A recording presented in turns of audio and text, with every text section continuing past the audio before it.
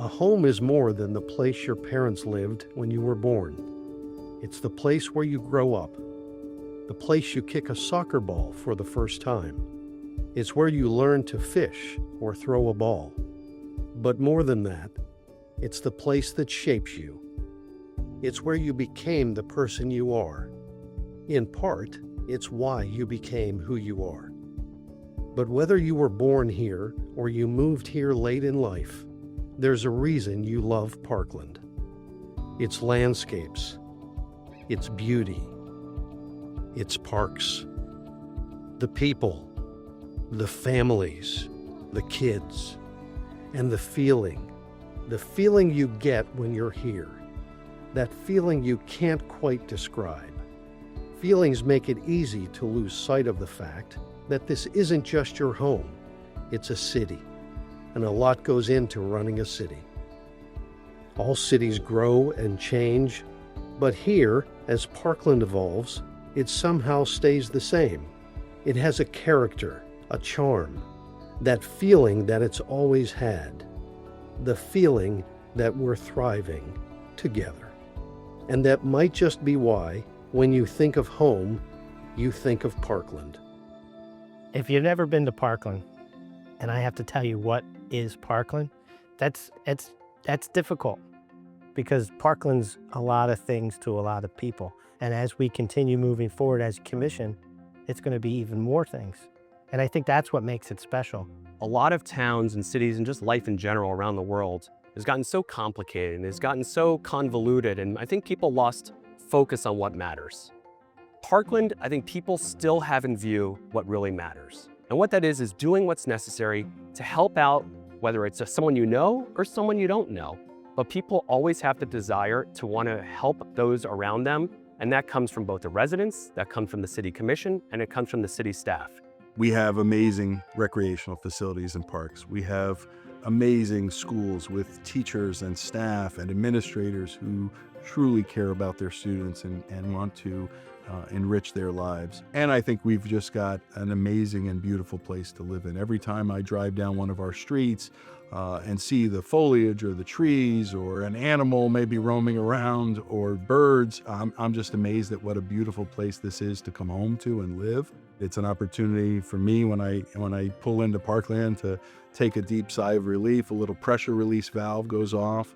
What we loved about Parkland, which was so many things, was the nature, the beauty, the lush green, and seeing people walking and just conversing and it being a real community. I've always enjoyed getting to know my neighbors. In too many of my previous places I've lived, I didn't really know who my neighbors were. It was definitely a much more isolated scenario. Here, the community is out and about. So much of Parkland is about the caring of the families and the community and being so engaged and not just with their families, but with others' families and also with just the city in which they live. I've told folks that when they come here, they're not just getting a beautiful place to live, but they're really plugging in and tying into a community that cares about one another, a community that looks out for one another, and it's a community that when needed comes together and really rallies around one another. And I think that's one thing that sets Parkland apart.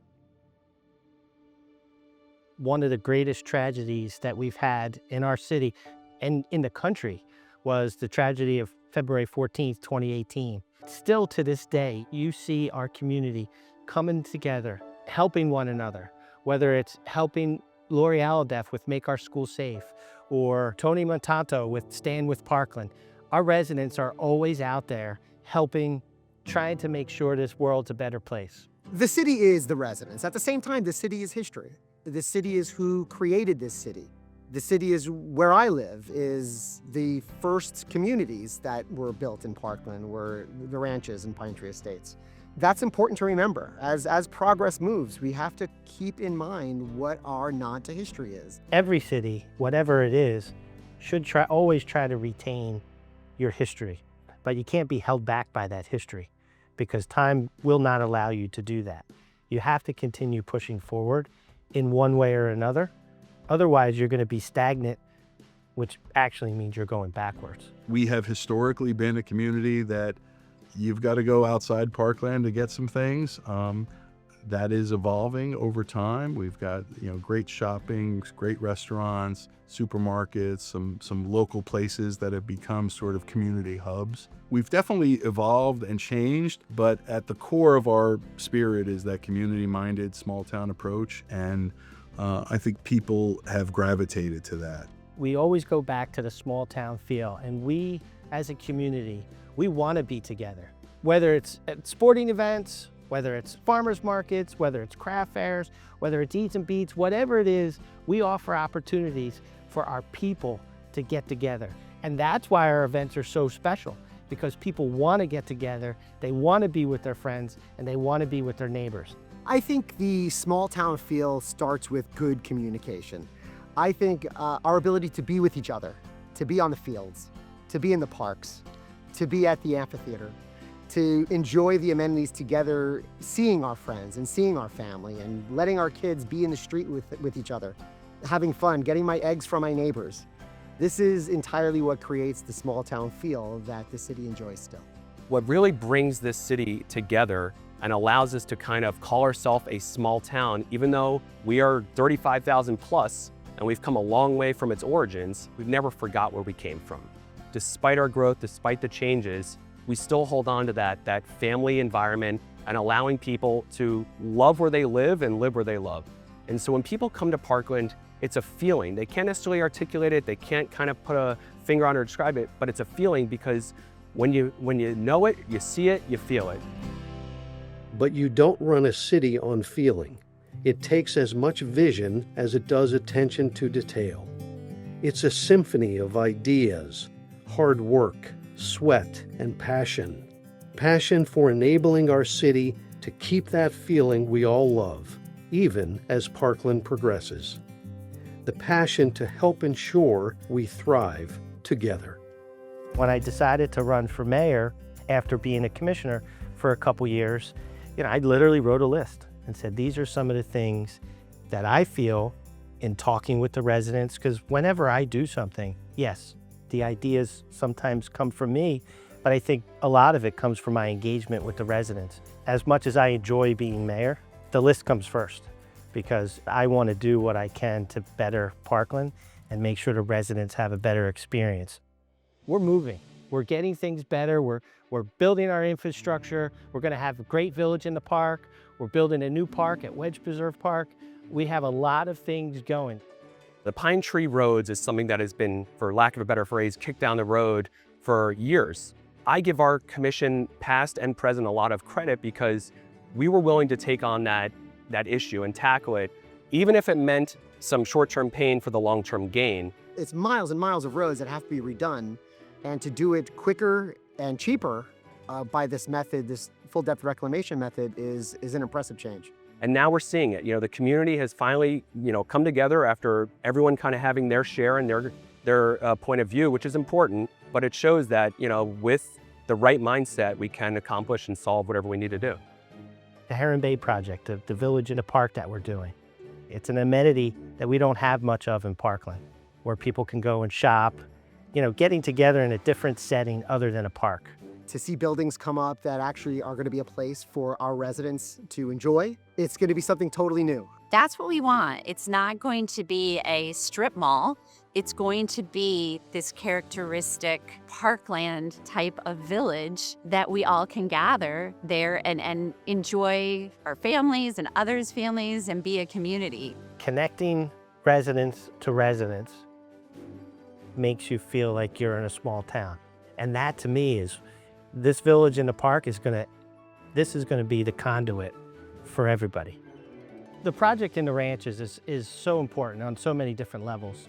Firstly, you have the canals, the drainage ditches that are being redone. This will give our fire department a better opportunity to use the drainage ditches as a means to get water. Considerably, their infrastructure is something that has been around longer than any other part of the city. So to make sure that that's brought up to date the same way, the more the modern communities have been developed is important, not only just for the city's well-being, but for the residents. We're also adding a new pump station, which will allow us to manually bring water in and bring water out. Then you have the roads. The roads are something that the residents have been asking for, and that's a project that we're going to ultimately finish once once the drainage ditches and the pump station is complete. The Loxahatchee Road project is long in coming, but I think overall definitely promotes safety, and it will really take on the character of Parkland, which historically it really hasn't. We're going to have roundabouts at all the T intersections. You have sidewalks now, which we didn't before. Obviously, the roads will be redone. It's going to add another level of service and pleasing aesthetics in the city of Parkland.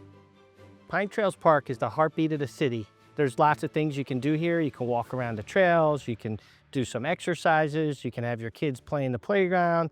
It's one of the reasons we moved to Parkland. When we were driving around a couple different cities looking throughout, this is one of the parks that we said, this is a place that we know we can raise our family here and enjoy ourselves. We've added a third artificial turf field. We did drainage back in 6, 7, 8, and 9. The basketball courts were just recently resurfaced. We just redid the Great Lawn, so it's a much more enjoyable experience when we have our eats and beats and Friday night lights. You got the P-Rec over here. There's dance classes, weightlifting, basketball. There's so much here that you can do.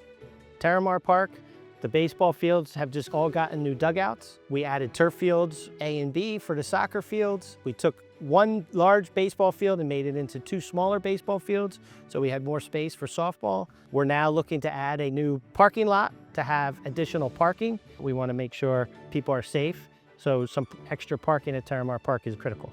Liberty Park is one of my favorite parks. That park was actually built by the residents many years ago, and it needed to have upgrades. We were able to keep the core of the park, and we replaced the wood with new composite wood. So it keeps the park looking exactly the same, but it's much safer, less maintenance. That's a great thing that we did for Liberty Park, and I'm very excited that we were able to keep the original look and feel of that park. I love that Covered Bridge Park is right nestled in the community. The area here is usually where people are finding a place to congregate. It's one of my favorite parts of living here in the city. The Wedge Preserve Park has always been, for me, the opportunity for us to have a true community park. I think Wedge Preserve Park will provide us with an opportunity where maybe on a less programmed basis, just go out and play. Just go out and enjoy family time together, some exercise, some fresh air. We're going to have Ninja Warrior course, pickleball, basketball, baseball fields, tons of docks so people can go fishing. It's going to be a true community park that our residents can enjoy. To kind of use it how they wish and create their own dynamic. And I think that's important to have a mix between that and really structured program parks. Those types of projects around the city that we're doing to improve, whether it's from an aesthetic and visual perspective or a functionality perspective or safety perspective, those are the things we're most mindful of, is trying to do those to enhance the city for our residents. And we'll continue to work on those things to make Parkland even prettier than it already is. Budgeting is always a difficult conversation, right? You're going to have different viewpoints of what people want to prioritize, what they want to spend their money on. But what Parkland has done historically, including now even with this current commission and the past one, is prioritizing health and safety. To be able to have that response time, the new equipment, some of this equipment, which is the difference between life or death sometimes, is invaluable. And so, people say, you shouldn't spend money on that, but technically you can't put a price on that. And that's why I think it's so important that we continue to reinvest, to do so in a smart and rational way, but to make sure that that's never lost sight or becomes second priority. You want people in your community to always feel safe, right? Because if you don't feel safe, nothing else really matters. You can build as many parks as you want, you can have as many parades, but ultimately people need to be able to feel safe in their community. So that's of paramount importance. And I think we've done an amazing job of giving that confidence and instilling the confidence and demonstrating it every day. There is one place in all of Parkland where the city's most important decisions are made, where the city's elected officials come together to do the city's business. It's not free of disagreement. In fact, it depends on it. That disagreement and the ensuing discussion is necessary to ensure the best decisions are made. The Commission Chamber represents the free flow of ideas. A lot of important decisions have been made there. A lot of important decisions are going to continue to be made there. Emotions can be high. You don't really kind of know the formula or the mix that's going to kind of come together that night. This is a place where the business of the city is accomplished, is at least begun. And I think that's an important thing to remember, is that this is the heart, this is the center of where it all happens. There's a sense of seriousness that comes the minute I open those doors and walk in there. At the same time, I know that I'm not alone in making these decisions, and that gives me a great degree of comfort because I truly trust the people who are beside me, that we're going to get through this and make these decisions together. It's truly an honor and a privilege to be doing this and serving on the commission, and it's the first time I have done this, so it is really exciting, and just to have the opportunity to have the voice that I always strive to make sure is in the best interest of our residents and do the right thing. Our commission, it's fun. We get along, there's no egos. You know, we all want to do the same thing, and we all want to make Parkland a better place. And as long as we have that mentality, you know, the sky's the limit. I think what we've been able to do is be able to have mutual respect for one another, which is the foundation for any good, team or group. And from there, we're able to understand that each of us are coming from a different place where, even though we represent the entire city, we still have our own districts and view of, how to emphasize and focus certain aspects of the city. And we listen to each other. Because you can learn, and if you don't listen, you can miss out.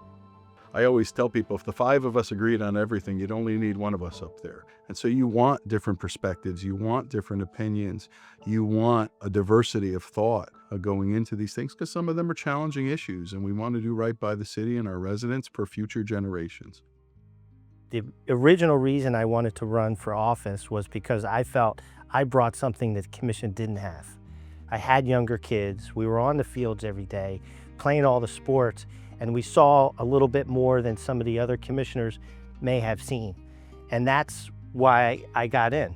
My wife grew up in Parkland, and having done so, it was important to her to have a family and raise our family here. And so for me, not growing up in Parkland, when I finally did move here and I got a taste of what it was all about, I understood it. And in understanding that, to me, there was a critical desire and importance of wanting to make sure that it was continued to improve for my family and be in the best possible place it could be as they continue to grow and we raise them here. My wife and I own a small business in the city of Parkland. During the COVID shutdown and we were forced to face certain issues, my local leadership played an important part in us getting heard. And it was that experience that led me to do this. It was the desire to understand how this all works. It's kind of funny because my husband, when I talked with him first about it, and then we talked with our daughters, I also talked with my parents, and my father said to my husband, sure, this is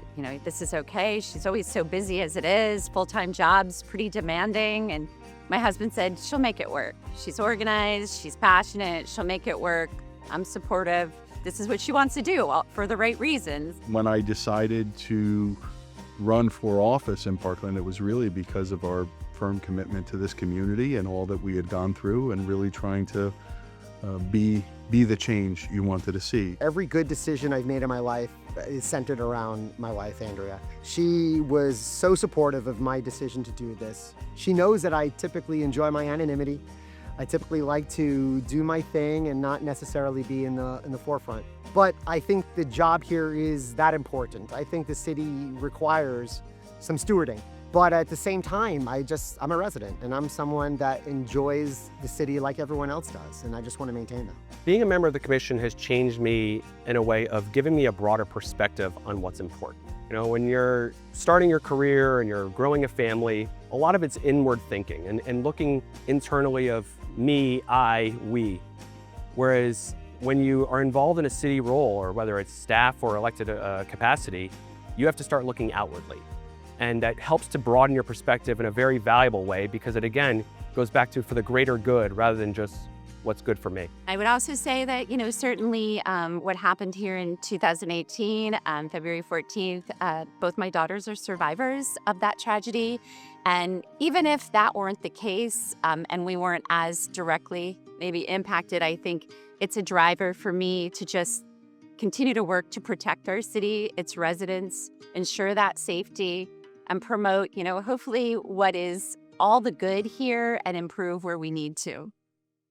One of the things that gets underestimated and underappreciated is how hard our staff works. It's my job to listen to the residents, understand things that need to be fixed, changed, added, whatever you want to call it.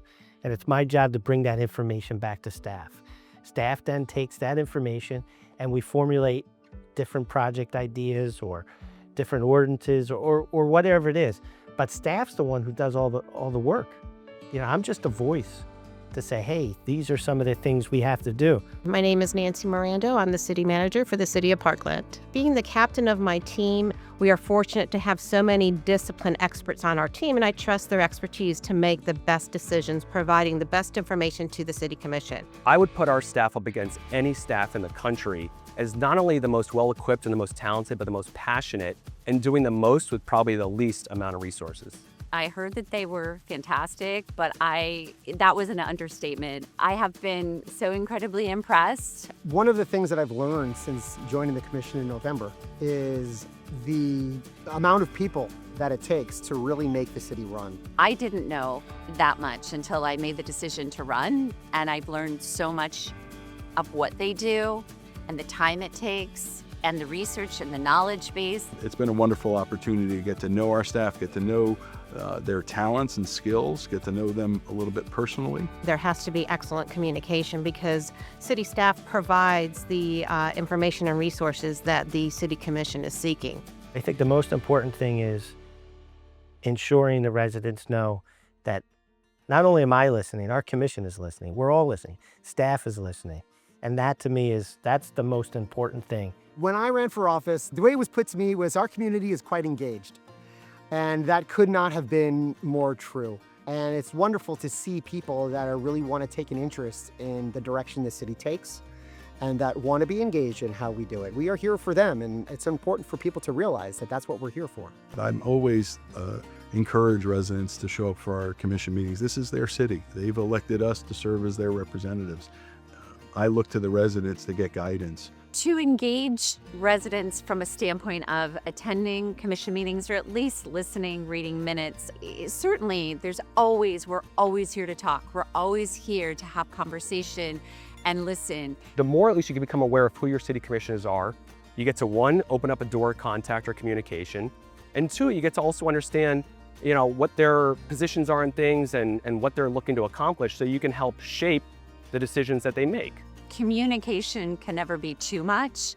The more we can communicate and talk with our residents, both individually, but also as a commission, that's a positive thing and hopefully appreciated.